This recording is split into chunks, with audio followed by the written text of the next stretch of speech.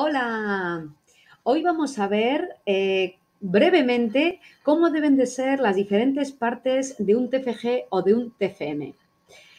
En la estructura inicial nos vamos a encontrar con un índice, abreviaturas, resumen, introducción, el desarrollo cuerpo, las conclusiones y los anexos o referencias bibliográficas. Perfecto. Las abreviaturas, brevemente os quiero decir que van a ser abreviaturas, nunca serán descripciones de palabras que se utilizan, que es un fallo bastante común. Es decir, una abreviatura será, por ejemplo, OMC, Organización Mundial del Comercio, o NNUU, Naciones Unidas. Esas son abreviaturas, no serán descripciones de una palabra. Cuando llega el momento del resumen del TFG o del TFM, el resumen tiene que ser unas 10 o 15 líneas. Y es muy importante, el resumen tiene que presentar sistemáticamente el contenido de ese TFG o TFM. Yo un consejo que os doy es que los resúmenes sirven para discriminar. ¿Esto qué significa? Cuando llega una persona que está escogiendo doctrina o artículos buenos, en el resumen se está dando cuenta si ese artículo tiene una materia que a él le interesa o no le interesa. Es decir, el resumen sirve para discriminar y seguir leyendo o rechazarlo directamente. Por lo tanto, un consejo que os doy con vuestro resumen, que tiene que ser 10 o 15 líneas, es que adelantéis algo de vuestras conclusiones. ¿Para qué? Para despertar el interés de la persona que os está leyendo.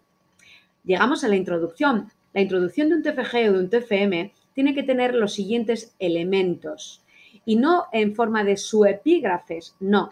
La introducción tiene que tener, en primer lugar, un interés o justificación del tema. Un interés desde un punto de vista científico, no un interés subjetivo personal, que es lo que hacen muchos alumnos. No, no, no, no. La introducción tiene que tener el interés científico, académico del tema, la justificación de por qué ese tema es interesante en la ciencia, no la justificación personal de por qué es interesante para mi alumno o el interés de por qué es interesante para mi alumno, no, no, no, desde un punto de vista científico, académico. Además del interés y la justificación, si hubiera unos antecedentes históricos del tema, pues también se tienen que exponer, solo si hubiera. En la introducción también tiene que figurar el objetivo general y los objetivos específicos. El objetivo general se empleará el verbo en infinitivo, suele ser un objetivo general, máximo dos, y los objetivos específicos suelen ser varios, y varios que tienen que exponerse, enumerarse con verbo en infinitivo. Los objetivos son redactar, analizar, sistematizar, estudiar, ¿veis? Verbos en infinitivo. Después de los objetivos se explicará la metodología que se va a utilizar brevemente, qué sistema, qué método voy a utilizar para extraer esa información, y después de la metodología habrá que poner cuál es el esquema, el cuerpo que va a seguir ese TFG o ese TFM. Una buena introducción tiene que tener todos esos elementos, pero de manera resumida, sistematizada, es decir, en un par de folios como mucho. No puede haber una introducción de 10 páginas en un trabajo TFG o TFM que vaya a ocupar, yo que sé, 40 páginas, ¿no? Hay que ser proporcional. Después habrá que descender al desarrollo, al cuerpo del TFG del TFM. En ese caso, dejaros dirigir por el director, que será una persona experta en el tema que hayáis elegido de vuestro TFG o vuestro TFM. Y habrá que analizar, muy importante, aspectos que no se hayan analizado previamente, es decir, hacer un análisis inédito, original, novedoso, no caer en una exposición descriptiva de algo que ya se conoce, de algo que el tribunal, que es un tribunal de un TFG o de un TFM, ya sabe por su propio conocimiento, porque es personal experto. Ese meollo habrá que analizar caso a caso, no me puedo detener ahora mucho. Sí que quiero trasladaros que el TFG, el TFM se escribe en tercera persona del singular porque las fuentes de información son terceros, autores de la doctrina, leyes, sentencias, estudios, análisis cualitativos, cuantitativos, es decir, las fuentes se obtienen, digamos, de terceras personas y a continuación llega otro aspecto importante, que sería que tengáis presente que cada idea en un párrafo. No hagáis párrafos muy largos. No podéis hacer un párrafo de 1,5 folio, no. Los párrafos tienen que sistematizar una idea y tienen que estar hilados con una coherencia, ¿de acuerdo? Esa coherencia os va a llevar a las conclusiones, otro aspecto importante.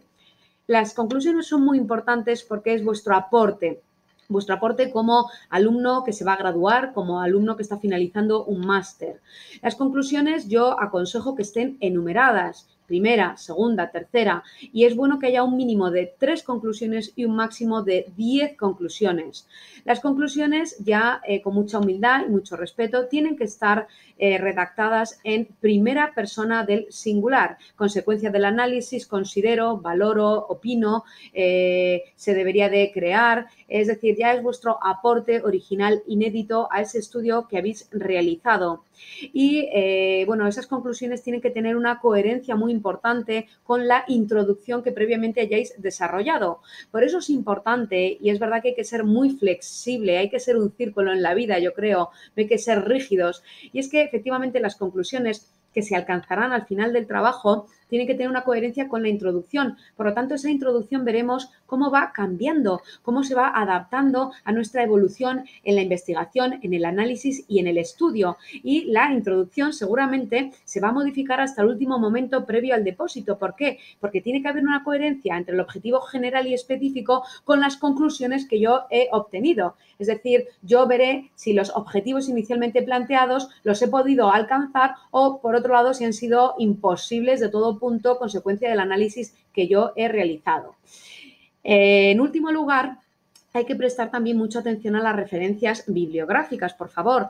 En los TFGs y TFMs, normalmente las universidades exigen un mínimo de referencias doctrinales, referencias bibliográficas que se tienen que ordenar, ¿vale? Se tienen que ordenar, normalmente es un orden alfabético por el primer apellido del autor, cumpliendo las normas de estilo y, por supuesto, que tengáis en cuenta que unas buenas referencias bibliográficas os dan puntos a un TFG o a un TFM. No se puede presentar un TFG o un TFM con 2 referencias bibliográficas. Eso significa que no habéis investigado bien, que no os habéis fundamentado, que no habéis leído adecuadamente a esas fuentes fiables, académicas, respetadas y que tienen un pozo previo en la materia que vosotros estáis analizando. ¿De acuerdo? Espero que os hayan servido estas claves o estas pautas básicas para la elaboración de ese TFG o TFM. Si te ha gustado el vídeo, dale al like y suscríbete. Muchísimas gracias. Nos vemos en el próximo vídeo.